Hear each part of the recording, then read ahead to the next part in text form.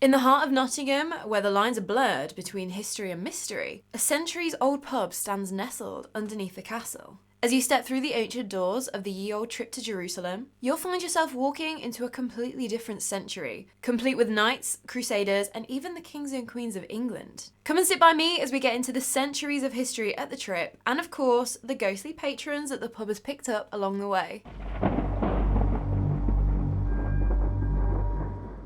Hello my friend, how is your day going today? Are you doing good? Are you staying hydrated? If you're new around here, hello, welcome, hi. I'm Claire and I'm a lover of all things morbid, mysterious and macabre. I love ghost hunting shows, but you know what I love more than night vision footage and EVPs? I love the history behind a paranormal encounter, the origins of urban legends and the real, raw, personal ghost stories that people have experienced firsthand. And so that is what we're gonna do. Every week we sit down and swap ghost stories like a good old sleepover, so if that sounds like a bit of you, I would highly recommend subscribing. Sources for today's story come from an old website that was taken down when the pub became like part of the chain that it is now. Honestly, I don't know what I would do without Wayback Machine, like really. There are some gems that were posted onto the internet a very long time ago that have since been taken down that you can still access now through Wayback Machine. And so that's where I got a lot of the history and hauntings from. And then the book Haunted Nottingham by Andrew James Wright was brilliant for a bit more context like around the story. I also took a bit of information out of David Haslam's book Nottinghamshire Ghosts and Legends too. And I'll leave all the links in the description below. So come sit by me, grab your snacks, grab your water, and we'll get into it. So for today's story, we're heading over to the city of Nottingham, which is pretty like smack dab in the middle of the UK. Now, we've covered a little bit about Nottingham before in our story about the National Justice Museum, so if you haven't checked that one out, I would highly recommend doing that after this. Because Nottingham is such a brilliant city, it's so unique, and it has so much history to it. And obviously that means like a buttload of ghosts for me to talk about. But if you're not familiar with Nottingham, there is one thing that makes it stand out above like any other city in the UK.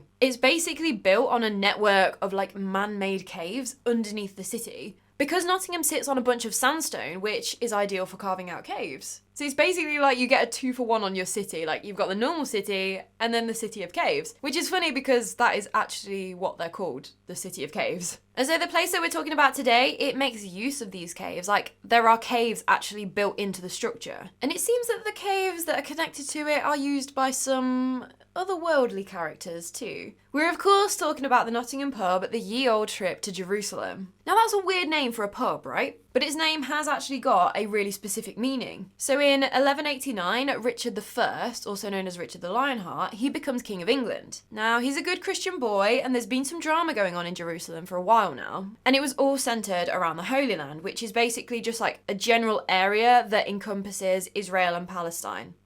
Yeah. The problem is, just like it has been for centuries, the area is sacred to multiple religions. So Jerusalem is the holiest city for Judaism. The area is the location for like a bunch of bits in the Bible, like Jesus' crucifixion. And the Quran also calls the place blessed, as it's like the third holiest place for them too. So it's super important to a lot of people. So in 1187, Jerusalem had fallen into control by the Muslims, led by a man called Saladin. And this guy, like he was a brilliant soldier, he could fight, clearly. I mean, his army had just taken Jerusalem. So once the city was under Saladin's control, the Pope at the time, Pope Gregory VIII, he was like, absolutely not. This is not on. So he basically put up the bat signal for the European kings to like gather up their men and start marching all the way over to Jerusalem to get it back in the name of Christianity. So 2 years later, 1189, Richard is now on the throne and he's well up for a bit of a scrap with the Muslims to try and win back Jerusalem for Christianity. And the best part about it, he's king now. So he's got the finances to be able to actually go. So he spent huge amounts of England's money, rounding up something like 100 ships and 17,000 men just to go take back Jerusalem. Like, it really seems like he had no interest in actually being king. He only spent something like 10 months in the country that he was supposedly ruling, and the rest of the time out fighting overseas. But it was during one of those very rare times that he was in the country that he took a trip to the pub that we're talking about today. He took a ye old trip to Jerusalem. Oh, that was a bad joke, I'm sorry. So in those days, a trip meant like a stopping off point on your journey. So it wasn't the destination, it was sort of like the little chef restaurant that you'd stop at for a greasy breakfast on your way to Skegness kind of thing. Way to alienate your non-UK audience, Claire. So it was when Richard the Lionheart was gathering up his men to go travel over to Jerusalem on his way to go join the crusade, that's when he stopped off for a refreshing beverage at the pub. And so that is where the pub's name later came from. But the pub wouldn't be known as the Ye Olde Trip to Jerusalem, also affectionately shortened to the Trip, which is what I'm going to be calling it from now on, until at least 1799. And so before that, it was thought to have been called the Pilgrim. So as far as we know, it could have been called the Pilgrim when King Richard stopped off in 1189. Apparently, that was also around the time that Robin Hood was merrying about Nottingham with his merry men, and so potentially he used to stop off at the Old Trip for a pint or two as well. Some people even go further and say that perhaps he stopped off for a drink with King Rich before he went gallivanting off to the Holy Lands. But that's a very big stretch. I mean, like, I don't know, it's a bit of a leap for me. It's possible, but also might just be completely made up just because there was the potential for Robin Hood to have been in the area at the same time. But anyway, King Richard made his famous trip in 1189, which is when the records first began for the pub. But the Trip claims to be the oldest pub in England, with some people thinking that it is in fact much older than the records state. And I mean, this could be the case. Basically, if you look at the Trip now, you will see the white building. There'll be this massive like cliff next to it, and then on top of that cliff is Nottingham Castle. And basically, there are 3 sandstone caves underneath that castle, and this made up the brew house. So here is where they would have brewed all the castle's ale, and then it would have been easy access to send it up to the castle so that they could get their drink on.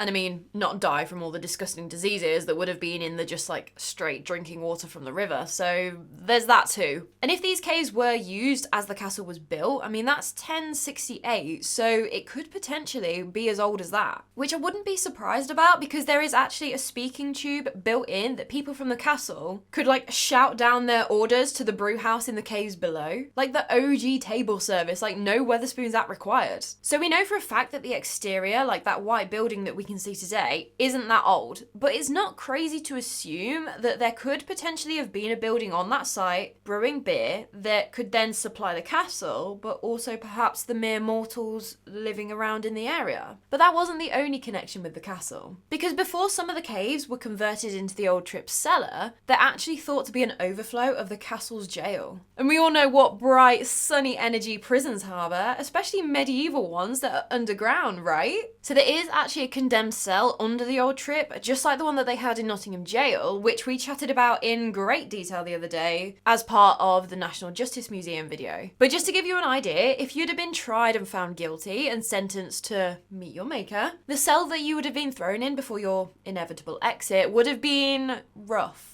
to say the least. It was a tiny little pitch black cell with only a couple of holes to let some air in. And so it would have been disgustingly stuffy. And I'm sure I don't need to describe to you the smell in there. So while the caves that form part of the Old Trip have, for the most part, been a pretty handy facility for those upper class residents of the Nottingham Castle, there was one guy that probably wished they weren't quite so convenient. So the story goes that in 1330, King Edward III actually gained entry to Nottingham Castle through the Old Trip, and more specifically through the caves that connected the two. And the reason for this? Oh my god, let me fill you in, honestly. There is like soap opera level drama going on in the early 1300s. So Edward III's dad, conveniently called Edward II, had married a French woman named Isabella in 1308. So great, so they were married, they ruled as King and Queen of England. On the surface, it looked fine, right? Things weren't so great between the couple. Isabella did her queenly duty and provided her husband with a son, an heir to the throne, who would eventually become Edward III in 1312, but the king and queen were not getting along. Apparently, His Majesty quite preferred the company of men in the bedroom. Added to that, things were just going more and more downhill between Edward and Isabella. And it eventually got to the point where he seized all of her lands, took her kids away from her, and imprisoned all of her French staff. So she was like, nah,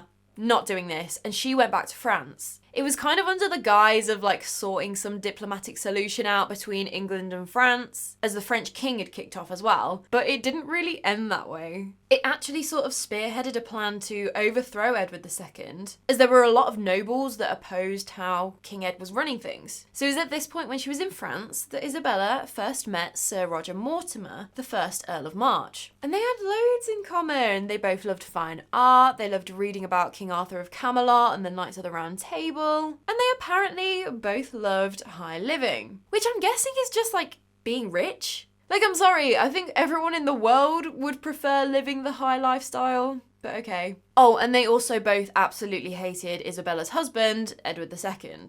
And so it was at this point in 1325 when historians believe they possibly started a secret love affair, which was highly scandalous. The Queen cheating on the King?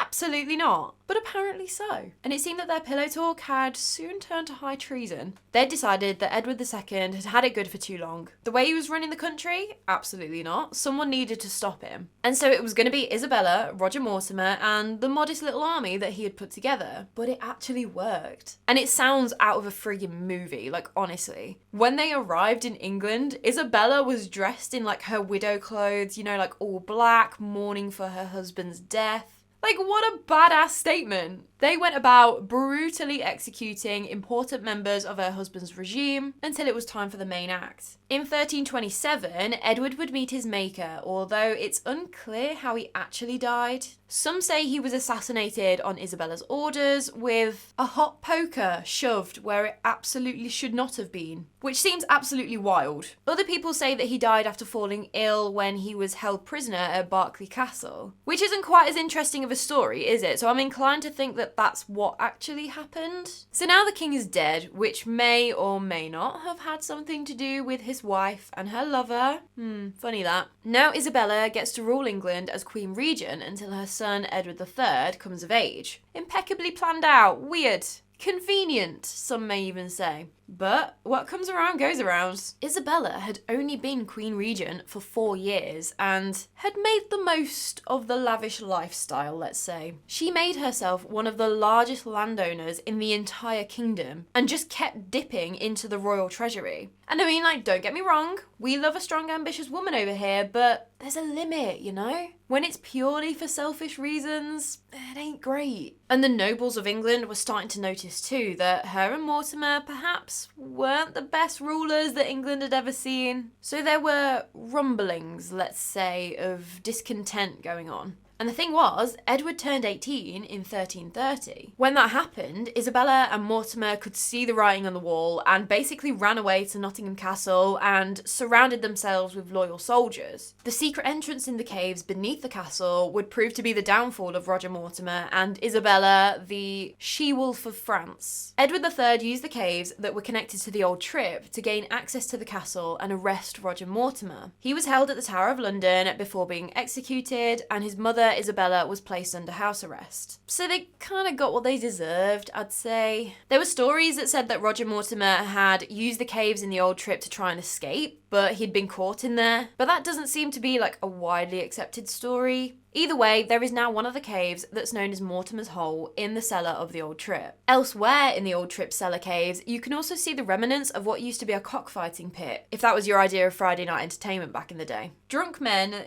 getting roosters to fight. What could possibly go wrong? So we've talked quite a lot about the old trip's cave system, but there's quite a lot to talk about elsewhere in the pub too. I mean, it's not a huge place, but it's still a really interesting building. It's made up of like lots of little winding corridors and like low ceiling snugs and just little rooms like all over. Like you walk through the door of the place and you're just transported back in time. It's like a proper little old boozer. A proper little old boozer with a bunch of ghost stories to go with it, funnily enough. So one of these rooms, well, it's kind of just like a little snug, basically. And weirdly enough, it's actually known as the Haunted Snug. There's a picture of a lady on the wall in the Haunted Snug, and not only is this picture creepy as hell, it's said that it's her spirit that haunts this area of the pub. You might feel like a tap on your shoulder or like shivers down your spine. You know when you get that feeling that someone's just like walked over your grave? The story goes that this used to be the part of the pub that was used as a staff quarters, and apparently this very woman whose picture hangs on the wall died in the corner of that room. There's also a clock that sits in the Haunted Snug, which if you look at it,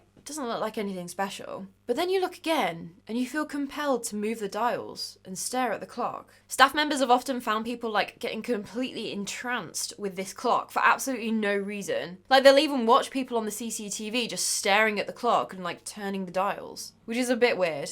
Paranormal or just drunk? I don't know.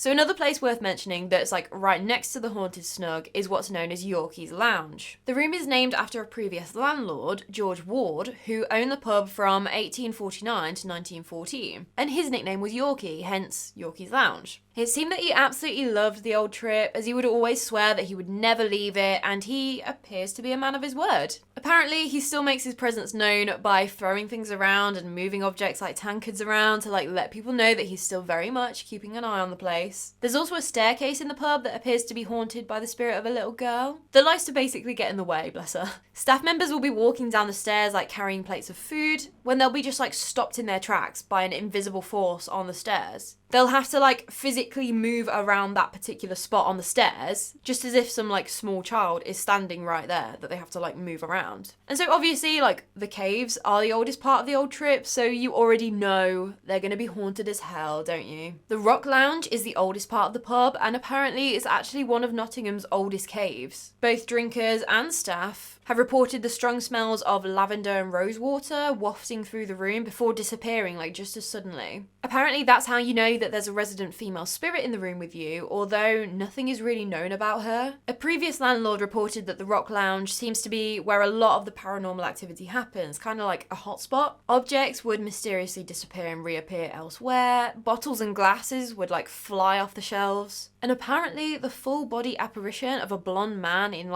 old-fashioned woolen clothes has been seen in there. One time there was a tour group that had gone down into the cave. It's that's the way you access it. You have to be part of the tour or ask the staff really nicely when they're not busy. And there was this tour group down in the cellar, and apparently all 5 of them saw the full-bodied apparitions of Roman soldiers walking through a wall, which is interesting and sounds awfully like the story that we chatted about when we were talking about the stone tape theory the other day, right? Seeing Roman foot soldiers down underground where a Roman road potentially was. Interesting. All throughout the caves, there are often sounds of ghostly disembodied footsteps, just like maybe the castle jailer coming to collect the condemned from the cell. And talking of the condemned cell, that area is supposed to be haunted by something extremely negative, which, that makes sense, right? In the cell where the nastiest of criminals would spend their final night on Earth, voice recordings are often captured of unseen entities having conversations down there, and paranormal investigators that were doing an EVP session in the condemned cell recorded a single loud female scream coming from the area, which is terrifying, but also I would have loved to have heard it, but I couldn't find anything. So if you know who captured this, please do let me know. The smell of tallow has also been reported down in the caves, which is interesting, as that would have been what they would have made the old-fashioned candles out of to be able to see down there. And while tallow candles, they do have a very strong smell that may have seeped somewhat into the walls. It should have more than faded away by now, probably centuries after they stopped lighting the caves with these candles. And it's also weird that you would be hit with the super strong smell of them, as if the entire cave is once again lit with them, but then it would completely disappear. But the paranormal activity doesn't seem to be just centered on these specific rooms or the caves, as it seems like the entire pub has more than a couple of ghosts knocking about the place. Keys seem to have a nasty habit of going missing, and staff report this really odd thing that keeps happening quite often. They'll hear the unmistakable sound of glass shattering, like someone has just dropped a pint glass or something. So obviously they'll go and investigate, see if someone needs help cleaning up the glass. Only they'd look everywhere and there would be no drinker staring at his smashed pint on the floor, no staff member looking defeated after opening the glass washer. And trust me, I have been there. In fact, there would be no bit of broken glass anywhere, even though they knew with every fibre of their being that they just heard a glass smash somewhere. Weird. There are also a couple of strange objects that call the old trip home too, which have definitely added to the trip's legends over the years. The first one is a pretty unassuming looking old wooden chair. And what's different about this particular chair? Apparently, if a woman is to sit on this particular chair, she would become much more likely to get pregnant. According to the landlord, the chair was so popular with women trying to sit in it that they had to move it to be display only. But there's one object in this ancient inn that has a much more sinister story attached to it. It's called the Cursed Galleon, and it's a wooden model of a galleon ship about 18 inches in length that used to hang down from the ceiling in the Rock Lounge. The story goes that it was given to the landlord of the old trip by a sailor who used it to pay off his bar tab way back when. There's no year or anything associated with the story, but I'm just guessing that it was